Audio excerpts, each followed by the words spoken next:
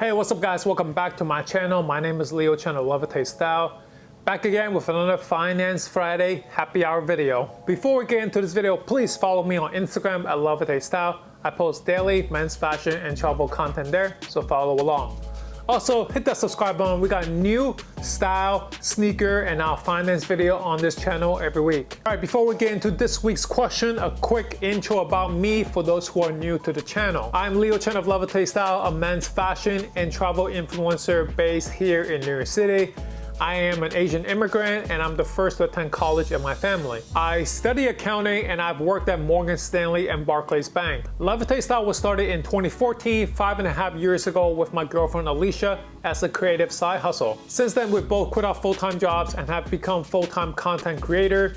And we work with a lot of amazing brands such as American Express, Audi, Macy's, and so on. I've been featured in GQ, Men's Health, and Forbes, and most recently I've traveled around the world. Now, I'm by no means a financial expert. I just love the topic of money and growing my income. So this video series is just a place where we can talk about these topics with my personal experience. For this happy hour Finance Friday video, we're drinking Co-op CA. Cheers. All right, first question, what brokerage do you use and what strategies do you use to fund them, and what's your long-term amount goal you're trying to reach? Cheers. Like I mentioned in other videos, I've really only started investing during this time in 2020, during this global issue time. So I still consider myself very new to all this. For me, I've been using Robinhood and Acorns app. Those two apps have really been the easy way for me to get into investing, because I think before that I thought like, wow, like this is too complicated, it's too much, like I can't deal with it. I think my first impression of investing was you got to put in 5,000, 6,000, 10,000 at a time. And I realized that it's not about all these crazy amount of money, it's really just starting even with a small amount. So I don't particularly have like a specific strategy per se, since I'm so new to this. I'm really just learning how to invest in the stock market, and especially taking advantage during this time with a lot of companies are down. Mostly I'll say the one strategy that I saw that made sense for my risk appetite is average down cost. So for example, I literally put in my first $1,000 in Robinhood the week before the market crashed. So for me, I bought Apple, Nike, a few of the companies I really love, and I basically bought them at full price. And since it was going down, I started averaging down as it kept going. So my cost for a lot of those companies are at a pretty good low cost. What I gather and learn, you can't really time exactly when the market is gonna go straight up or straight down. Because of that, and I can't look at the stock market all day, every day. I've just been averaging lower and lower. I check twice a day, first thing in the morning, and then when the market closes, I kind of just check and see how the stock is doing. So I've learned to really diversify my portfolio now. When I first started, it was just buying companies I really love. But since then, I've diversified in different industries such as cars and airlines, cruises, banks. I think just like diversifying into different companies that I think could bring back up. I've also been really interested in dividend stocks. I think those companies are great because it's kind of cool to have some money being paid back to the shareholders. I guess long-term goal would be able to have a good dividend portfolio that I can have passive income every month. All right, question number 2, what expenses could be written off as a social media influencer? Also, how should someone go about locating an accountant that works with influencers? Cheers. First of all, like I mentioned, I'm by no means a financial expert or tax expert at that. Just from my experience, the expenses that could be written off for influencers could be similar to models. Now, social media influencers, even though they've been around for a few years now, is still pretty new to the tax world. And I think a lot of the expenses that could be written off for models could apply to influencers. I think equipment is a good way to start to write off your expenses. Laptops, iPhones, cameras, those things are what's necessary and essential to a social media influencer's job. Like you need these things to do your job. Also other things like editing programs like Lightroom and Final Cut Pro, which I use, that is an expense that I need to do the job. I won't need to spend money on this if I wasn't a social media influencer. It's important to think about what you need for your business. So I think a good way to compare this is also like a photography business, because we are a content creator. What brands pay for is also photography and videography. So when you look at a photography business, is the same kind of thing with equipment, you know, the camera, laptop, monitors, things that you need to perform and function for the business. If you have a dedicated office area or studio space, that is definitely something you could write off, just really depending on your situation. I think the best way to find an accountant that works with influencers is just ask the influencers directly. There's so many influencers out there now.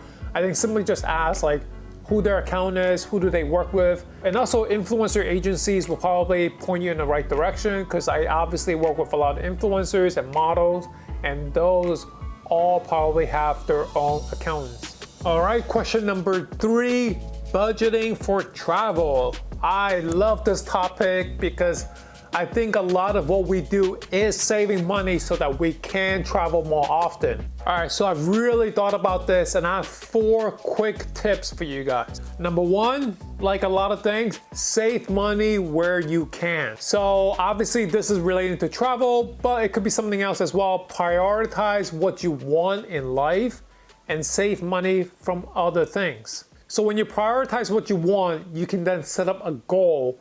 And so that way you can focus on that goal when you're saving money from other things. Overall, look at how you're spending your money and which areas you can start saving your money from. I think for a lot of us, my friends, our age group, we tend to spend a lot of money on food, going out to eat, going to bars, buying drinks, buying coffees. So those are definitely areas we can easily save our money on. Just have to change your strategy a little bit. So really just look at how you can save money. Maybe cooking at home more often, going out a little bit less, have a little bit more home parties, drink at home, watch movies at home. Figure out where you're spending all of your money and figure ways out to save it. Number 2, travel credit cards. That is one of the biggest change over the years that I've done, is upgrading my credit card where I can earn a lot of points for travel. We usually end up racking up enough points for 2 trips a year for 2 people. This simple upgrade and credit cards have really earned all these extra perks. You know, my spending hasn't really changed with credit cards, but by upgrading to a nicer travel credit card to earn points, now I'm getting all these extra benefits. It's really helpful when we're still trying to be frugal and save money, buying food, buying things like that, and then get extra credit for that and spend it for travel later. Number 3, travel off season. Usually I see that flights are the cheapest during February, March, April, and then in the fall, October, November is the cheapest. Those months are usually way less packed with families because a lot of kids are in school. Hence why I think it's like off season. And that also usually means that these cities and countries have less tourists and it's less crowded for you to enjoy. We usually tend to do 1 trip around April or even May for my birthday, and then later on in the fall around November for Alicia's birthday. And it kind of worked out really well because both are kind of off-season times, and usually we're able to find flights to Europe for less than $500 round trip per person. So I think growing up, we think traveling is so expensive, and that's because we usually travel in the summer months. Even if you compare traveling to Asia, a flight to Hong Kong in off-season is less than versus easily $1,500 in the summertime. Like, it's not surprising when we see flights from New York City to Paris for $200 round trip. And that's kind of crazy that flights to Europe can be that cheap, but when you fly to LA, it can easily be $300, $400. So I think that's one of the reasons why we love living on the East Coast, because we're really close to Europe. Number 4, compare prices for everything. Now, by no means we're budget travelers. We don't backpack, we don't stay at hostels, we don't do any of that. But we do compare prices. We look at, does it make sense to stay at a nice Airbnb versus a hotel? We look at, does it make sense to just take Ubers versus taking the public transportation system? And also, when I'm traveling, I love to try out the local foods. And usually that means street food, usually means a local spot. not crazy 5-star dining experiences. For example, Paris, the subway system is actually really easy to figure out and is affordable. And on the other hand, when we're in Portugal, I found that the Ubers were so cheap. I think there are times when we took Ubers for 3 people for like $3, $4. So in that case, it's actually just as cheap to take an Uber versus figuring out the public transportation system. I think depending on where you travel to, do your research. Figuring out what you want to do. What is it that you get the full experience being in that place? Is it the local culture, experiences? And then figure out what is a good value. Does it make sense to spend all this money for a luxury experience, or the street food will do? You know, like just figure out how you want to spend your money. I'll still spend my money if it's worth the money. So I think that's where we save a lot of money and then we spend it when we're traveling. I don't think when you look back on the trip years later, like, oh man, we spent too much money. Like, I rarely ever think that. If anything, I'm like, wow, like this was worth it. I'm so glad we just ate here. I'm so glad we just did this, you know, even though, you know, maybe the Uber cost 50 bucks, but like, I really enjoyed it. I think looking back, you can always make more money. So definitely travel wisely and enjoy your time. But luxury experiences and luxury hotel is by no means like our minimum standard. Like for us, we book Airbnbs maybe like half the time, just because, you know, you're probably right in the middle of the city, or you can get a bigger place for less price compared to the hotel. So with everything, I like to do my research and figure out what I like better, if it's really worth it or not. So like I said, typically with saving money, but also earning credit from my travel credit card, we usually are able to afford 2 trips per year with our flights covered.